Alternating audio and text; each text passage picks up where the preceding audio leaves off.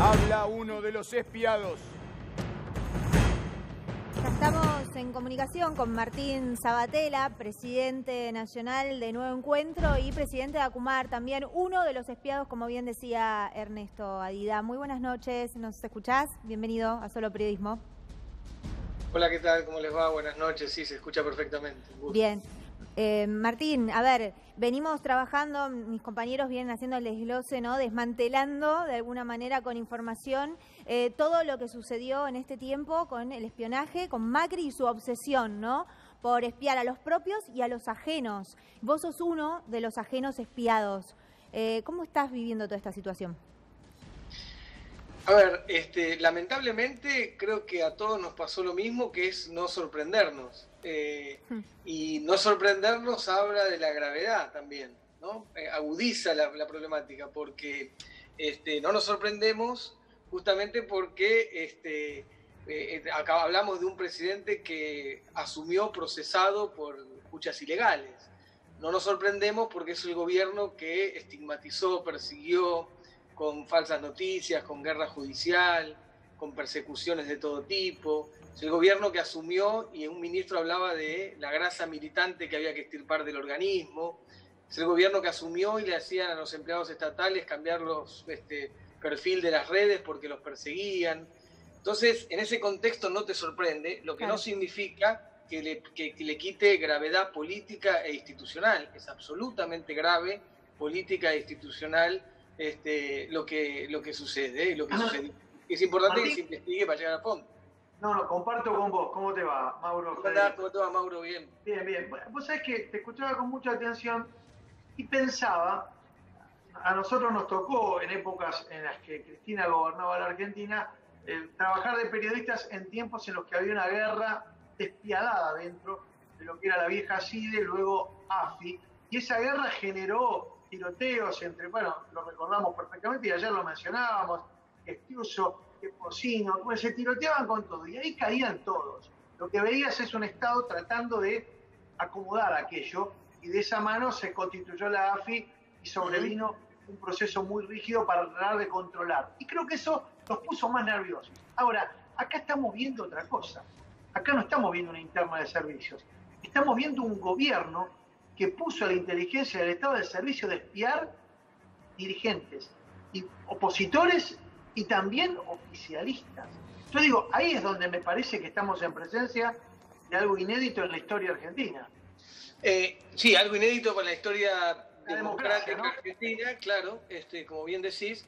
Por eso hablo de la gravedad política e institucional, ¿no? Es el gobierno poniendo un organismo que depende directamente del presidente de la nación al servicio de su estrategia, que en este caso es una estrategia de persecución, de hostigamiento, de estigmatización permanente. Por un lado, a quienes fuimos opositores a ese gobierno, hoy pertenecemos obviamente al oficialismo, pero quienes en ese momento éramos el mundo opositor, y también como decía, propios de su espacio, que seguramente quería controlar por algún motivo. Habrá que ver cuáles eran las situaciones que se vivían, también a periodistas, también a policías, también a intelectuales. Ahora es un personaje que, entre otras cosas, también se puso a escuchar a su familia, a su cuñado en algún momento.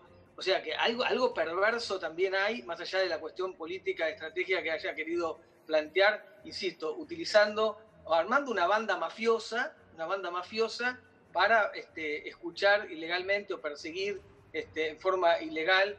En ese contexto que hablaba Mauro, de ese trípode de mafia del sistema de inteligencia, grupos hegemónicos mediáticos con noticias falsas, una parte del sistema judicial absolutamente colonizado por los intereses económicos, y todo eso se daba en un contexto donde, además de perseguir la oposición, estigmatizar, crear noticias falsas, guerra judicial, encarcelamientos, etcétera, lo que se daba también, fuga permanente de dinero al exterior, perdonarle a los familiares para que puedan blanquear la plata que nadie sabe de dónde salió, en un contexto de saqueo a la Argentina, ¿no?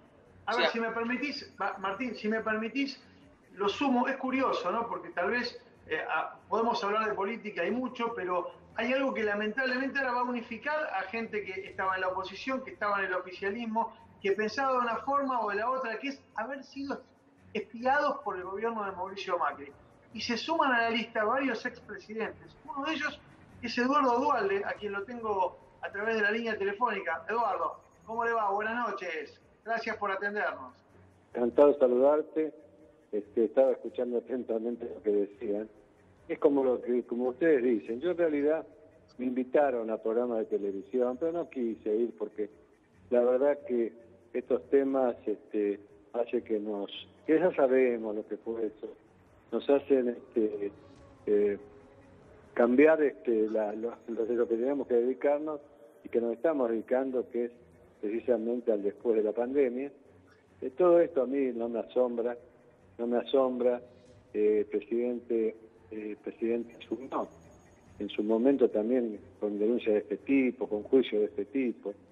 No es de asombrarse entonces, ¿no? Yo simplemente, por eso digo que estas cosas que no nos distraigan demasiado, ya lo sabemos cómo son, y es muy bueno que el periodismo, en todo caso la justicia y los historiadores se ocupen de estas cosas, y nosotros mirar para adelante y tratar de ver cómo salimos, que yo estoy seguro que podemos salir, de esta situación tan difícil, ¿no? Hablamos del periodismo, hablamos de la justicia. Es realmente imprescindible que sobre todo la justicia avance, porque la sensación de vulnerabilidad que tiene la sociedad al pensar solamente la idea de que un presidente pueda estar espiando, no hablamos de ciudadanos de a pie, hablamos de dirigentes políticos, de su propio partido. Es como dicen ustedes, y por eso insisto, ¿no? Es un tema que los historiadores, ustedes y la justicia tienen que seguir e insistir, pero en el caso nuestro debemos ocuparnos todo el tiempo que podemos de ver cómo salimos, que no es cosa fácil, pero que es cosa absolutamente posible. Y no distraernos con los temas que todos los días, por una razón u otra, salen a discusión pública. Duhalde, buenas noches.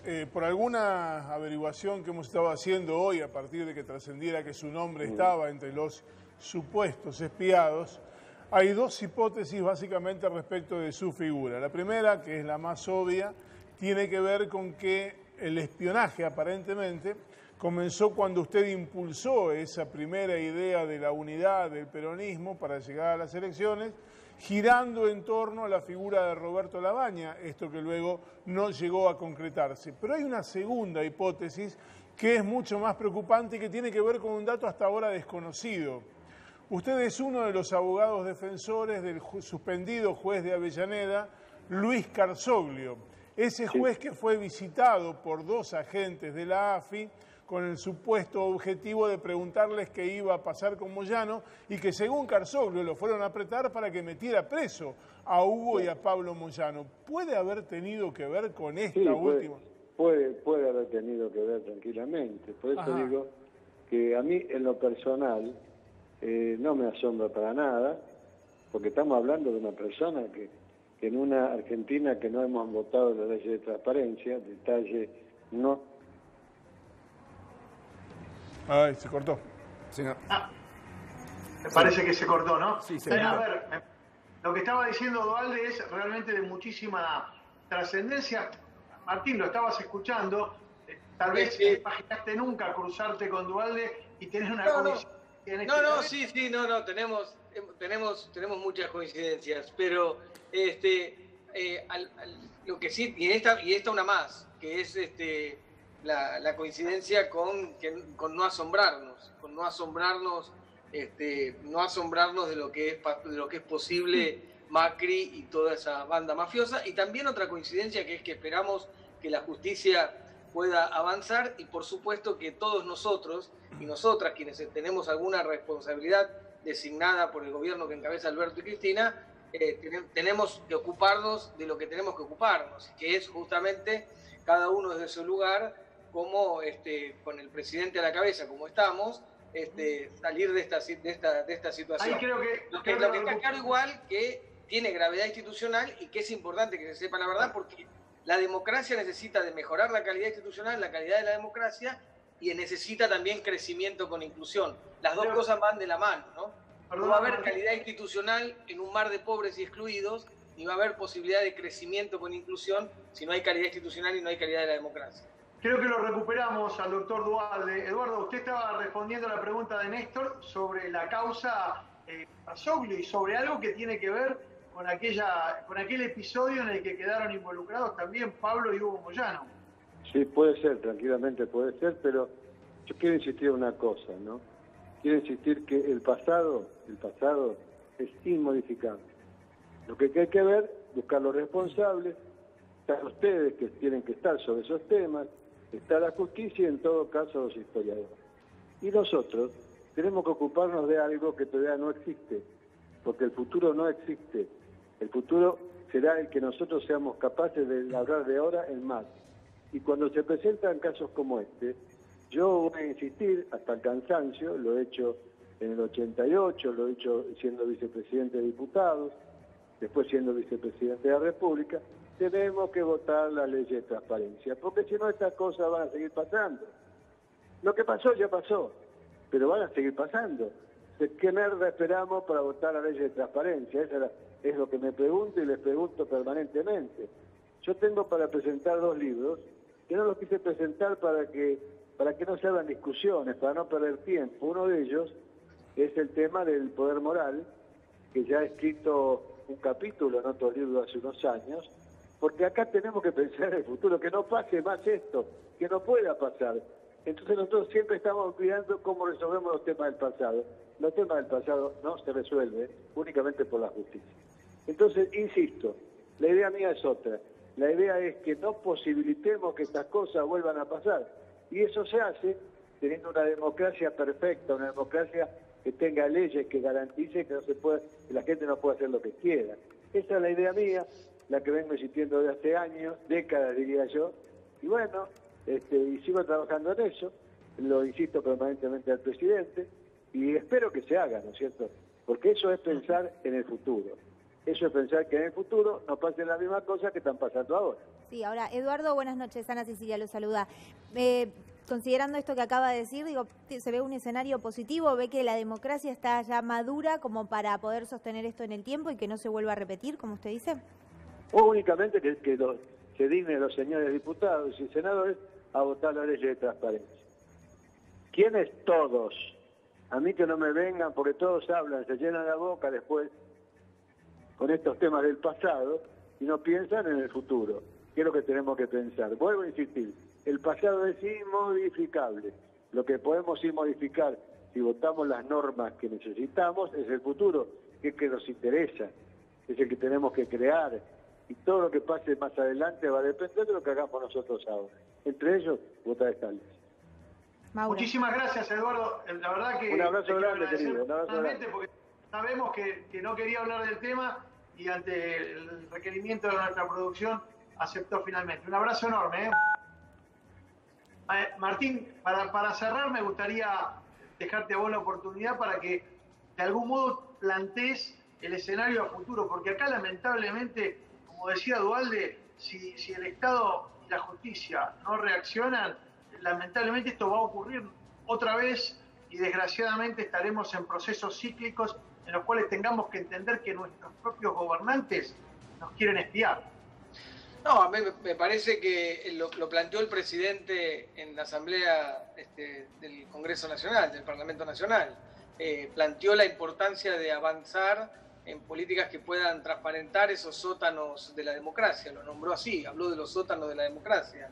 Y eso es esa parte del sistema judicial que está colonizado por otros intereses y no hace justicia. Son esas mafias de los sistemas de inteligencia. Como decía, bueno, todos esos sótanos de la democracia, obviamente necesitamos transparentarlos, necesitamos que cambien, necesitamos echar luz y es importante que la justicia funcione. Por eso nos hemos presentado también como querellantes, una manera de poder colaborar. Nos hemos presentado individualmente y como fuerza política, como Nuevo Encuentro, el conjunto de dirigentes, 10 dirigentes, compañeros y compañeras de la Mesa Nacional de nuestra fuerza, que están en esa lista de 80 y pico. Bueno, nos hemos presentado como querellante también para poder sumar y colaborar en que la investigación llegue llegue hasta el final. Creo que es importante que se sepa la verdad. Nuestra democracia lo necesita. Repito lo que dijo el presidente, necesitamos echar luz sobre esos sótanos de la democracia que necesitamos que cambien. Bien, ojalá así sea. Muchísimas gracias, Martín, por esta comunicación. Muy buenas noches. No, gracias a ustedes, un gusto. Adiós. Atención.